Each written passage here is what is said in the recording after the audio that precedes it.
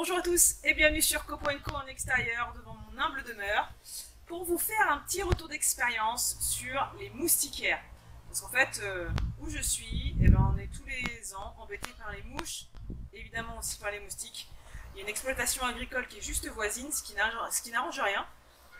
Et donc on a testé pas mal de choses depuis qu'on est arrivé dans cette maison. Et donc je me propose de vous faire un petit retour d'expérience sur ce qu'on a testé du commerce et ce qu'on a fini par faire aussi chez nous en bricolage et qui convient plutôt bien maintenant. Donc c'est parti, petit retour d'expérience sur les moustiquaires, pour les fenêtres et aussi pour les portes. Alors on va commencer par les dispositifs du commerce qu'on avait déjà testés. Alors, il y en a deux qu'on a déjà testés du commerce. Ce sont des espèces de moustiquaires que l'on taille à la dimension de la fenêtre et qu'on va venir coller sur tout le pourtour de la fenêtre avec une bande velcro qui est adhésive de l'autre côté. C'est-à-dire qu'on met cette espèce de scotch sur tout le tour de la fenêtre et on vient poser en velcro la moustiquaire. Alors, pour des choses qu'on ne voit pas très souvent, ça peut aller, mais franchement ça n'a jamais beaucoup duré, ça a toujours fini par se décoller chez nous. Et ça a toujours fini par se casser parce que c'était souvent des moustiquaires très fragiles et qui ne résistaient pas aux UV. Deuxième chose qu'on a testée et qui est installée ici, c'est pour ça que je vous ai mis ici, c'est des moustiquaires qui viennent se fixer sur le cadre et avec un rail de chaque côté. Et puis vous voyez, il y a aussi un rail sur le dessus et qui théoriquement peuvent se déclipser pour remonter le long de ce rail et se rembobiner tout en haut. Je dis théoriquement parce qu'on a de grosses difficultés nous à le faire. Et en fait il s'avère que ça on l'a pas acheté, c'est notre belle-maman, bonjour belle-maman, qui l'avait en trop pour chez elle et qui nous l'a donné. Et c'est très bien comme ça parce que ça coûte très cher. Après, l'installation elle est fixe, elle est stable. Quand on met de côté le prix, et surtout si on n'a pas forcément vraiment besoin de le monter et descendre tout le temps, ça peut être un très bon compromis, surtout si on n'a pas beaucoup d'ouverture à faire. Par contre, voilà, il faut trouver les dimensions qui conviennent. Alors de mémoire, ça peut être ajustable en longueur, peut-être même en largeur, mais bon, quand on a des maisons qui sont un petit peu atypiques, avec des ouvertures atypiques, c'est toujours le problème. C'est pour ça qu'on a, sur quasiment toutes nos fenêtres, fait une petite solution de bricolage maison, que je m'en vais vous expliquer tout de suite, qui est très certainement à votre hauteur, pour un coût on ne peut plus raisonnable, et qui plus est, va être particulièrement pérenne. Donc je vous emmène. Vous allez voir, moi j'ai l'habitude plutôt de faire des retours d'expérience, une fois vraiment j'ai expérimenté le truc, et en l'occurrence ça fait 3-4 ans que je cherchais la bonne solution et que j'ai expérimenté pas mal de choses. Et donc là, je vais vous faire un retour d'expérience sur quelque chose que j'ai mis en place il y a plus d'1 an, et qui est toujours en très bon état. Alors que c'est soumis aux intempéries, au vent, aux branches qui se baladent, aux feuilles, etc. C'est parti, je vous emmène sur ma petite construction maison pour la porte et pour la fenêtre. Allez, venez avec moi. Alors vous le voyez, fidèle à moi-même, j'ai fait vraiment au plus simple et au moins cher. Ici on a l'exemple du coup d'une fenêtre qui était régulièrement ouverte et pour laquelle on avait besoin d'une moustiquaire. Et donc ça consiste en quelque chose de très sommaire mais très efficace. Ici, on a des tasseaux qui font à peu près, allez, je dirais 20 de côté. Pour la petite histoire, c'est des tasseaux qu'on a récupérés de notre toiture quand elle a été refaite. Donc, coût 0 €. Donc, on a fait le cadre aux dimensions de la fenêtre. On a enlevé quelques millimètres, histoire qu'il y ait un petit peu de jeu, de façon à pouvoir l'enlever, le remettre s'il y avait besoin. Et en plus, nous, on a des vieilles pierres qui ne sont pas toujours pile poil d'équerre. Donc, il vaut mieux se prévoir un petit jeu. Si le jeu que vous aviez prévu est insuffisant, vous renlevez votre vis, vous coupez un petit peu, puis c'est réglé. Et à chaque coin, on a coupé un petit bout de bois avec des angles à 45 pour renforcer chacun des angles, histoire d'éviter que ça vrille trop. C'est aussi simple que ça. Vous voyez, ça tient tout seul. En l'occurrence, ici, moi, j'avais un petit bout de métal qui servait anciennement à tenir des volets. J'ai calé derrière, ça gêne pas. Et puis voilà, ça se tient tout seul, il n'y a pas de problème. Et là-dessus, je suis venue mettre mon petit voile, ma petite moustiquaire. À l'époque, ce que j'avais fait, c'est que j'avais acheté de la moustiquaire chez mon détaillant de tissus. Voilà, comme un peu des tissus d'ameublement, les tissus pour l'habillement, etc. Et en fait, ils avaient des moustiquaires. Alors, il y a deux choses. Il y a la tulle. La tulle, c'est un voile qui est un petit peu grillagé de la même façon qu'une moustiquaire, mais qui est prévu pour des robes, des choses comme ça. Donc, j'avais essayé une année, parce que j'en avais en robe, et ça n'a pas du tout fonctionné, parce que ça s'est cassé vraiment très rapidement. C'est pas fait pour l'extérieur. Donc, j'avais opté pour de la moustiquaire, qui était un petit peu plus chère. Donc c'est de la moustiquaire qui était en tissu blanc, c'est pas du tout celle-ci. Et tous les ans, il fallait que je la rechange, tous les ans. À chaque fois, il y avait une petite cassure qui commençait à s'agrandir. C'était infernal. Alors moi, j'étais partie dans cette logique du consommable et que voilà, de toute façon, ça durait un an. En extérieur, c'était déjà pas si mal. Je vous emmène, j'ai une fenêtre qui en est encore équipée et vous allez voir dans quel état c'est.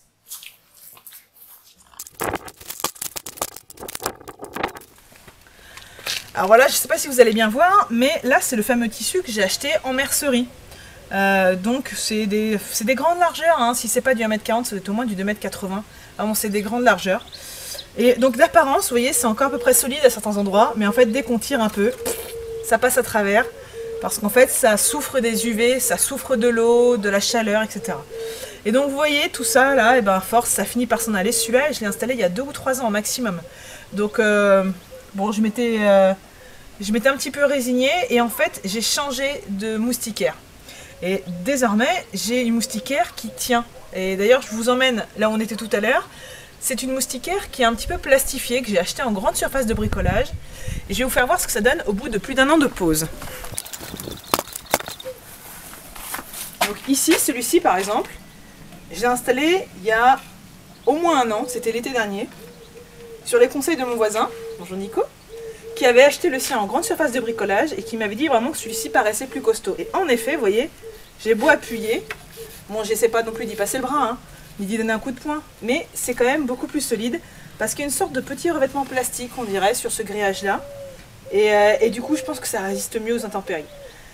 Le coût n'est pas tellement plus cher que celui que j'ai acheté en mercerie. De toute façon, je pense aussi que ça dépend des endroits où on l'achète. Mais je vais vous faire un petit gros plan, vous allez voir.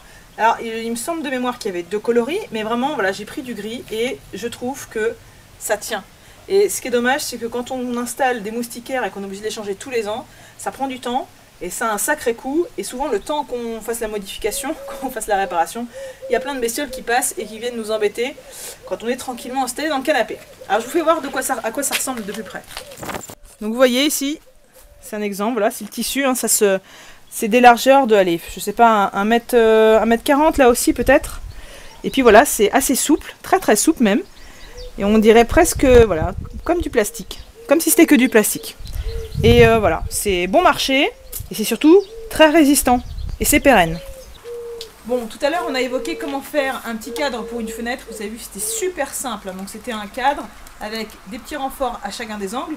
Il s'avère que moi j'avais aussi cette porte-là, qui était anciennement un petit peu presque une porte d'entrée par laquelle on passait souvent, qui était souvent ouverte, et donc il y avait beaucoup de mouches et de moustiques qui passaient, et donc il convenait de faire une petite protection.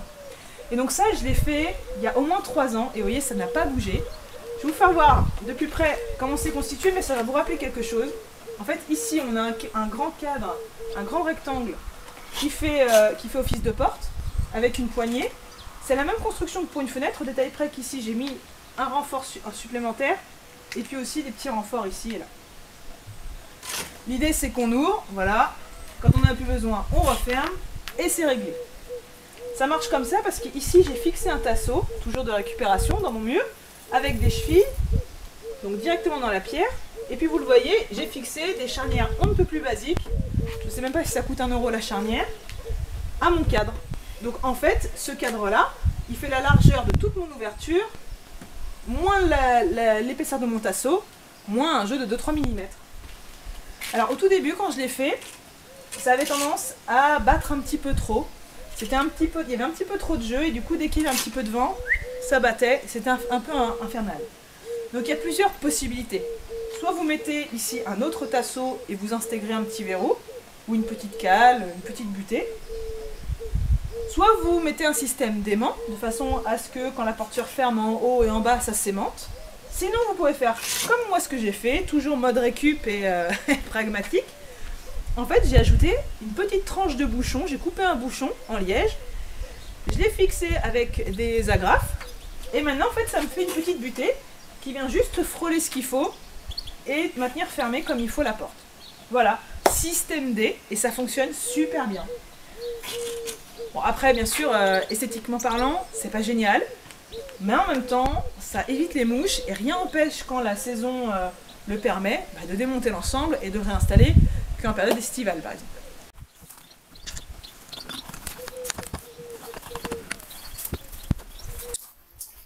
Bon, tout à l'heure, je vous ai fait voir comment faire le cadre en bois. Maintenant, je vais vous expliquer comment fixer la toile dessus. Vous voyez ici, l'ancienne, il va falloir la retirer et la changer. Donc, en fait, le principe, c'est le même que lorsque vous venez juste de faire votre petit contour et qu'il vous faut installer la moustiquaire pour la première fois. Donc, je vous fais voir comment je l'enlève. Rien de bien sorcier, je bascule, j'enlève. Et comment j'installe ma nouvelle toile avec des équipements on ne peut plus sommaires, à savoir une paire de ciseaux et une agrafeuse de chantier, tout simplement. Allez, c'est parti. J'enlève ça, j'en mets une toute neuve et ça sera encore parti pour 3 ou 4 ans de plus.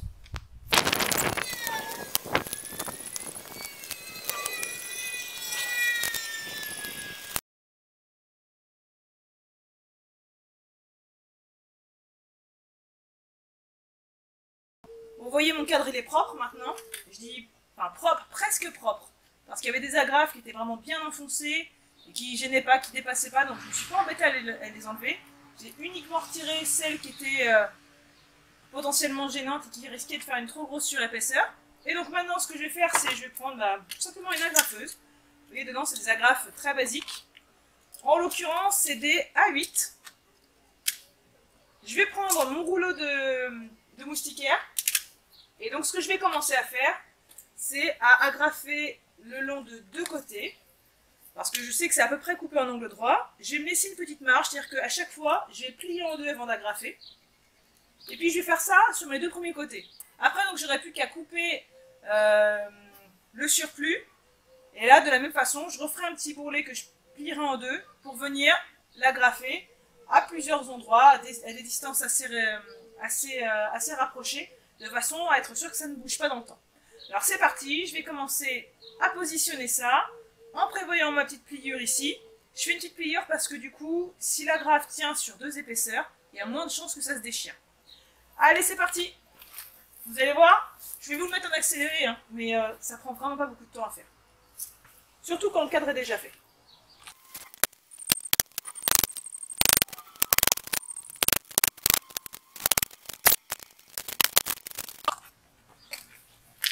J'ai déjà agrafé les deux premiers côtés, maintenant comme prévu.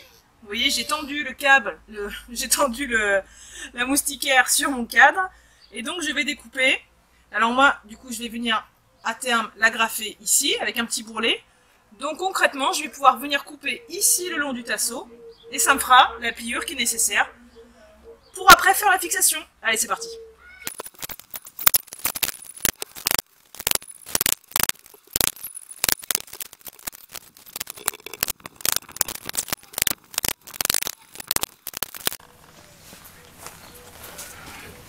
Allez, on passe à l'installation.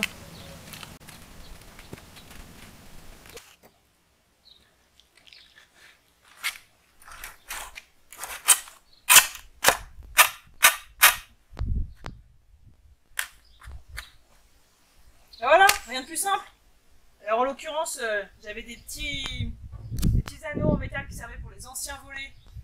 Là, ils étaient gênants, donc en fait j'ai mis ma moustiquaire à l'extérieur. En haut, pareil. Et comme vous le voyez d'ailleurs, ça n'empêche pas le fonctionnement de mon volet roulant de fenêtre.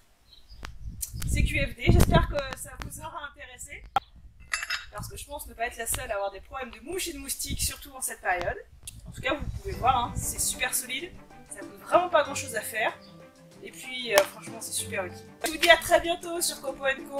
Peut-être avec une vidéo avec plus de copeaux d'ailleurs. Il y en a d'ailleurs pas mal dans les vidéos de la chaîne. N'hésitez pas à aller faire un petit tour, vous en avez au moins une centaine à regarder. Je suis sûre que vous trouverez votre bonheur. Un petit pouce bleu d'ailleurs en passant, ça fera toujours plaisir. En bas de la vidéo comme ça, vous pouvez vous abonner. Ce serait dommage de passer à côté. Et puis je vous dis à très bientôt et faites plein de copains. Bye bye les gens.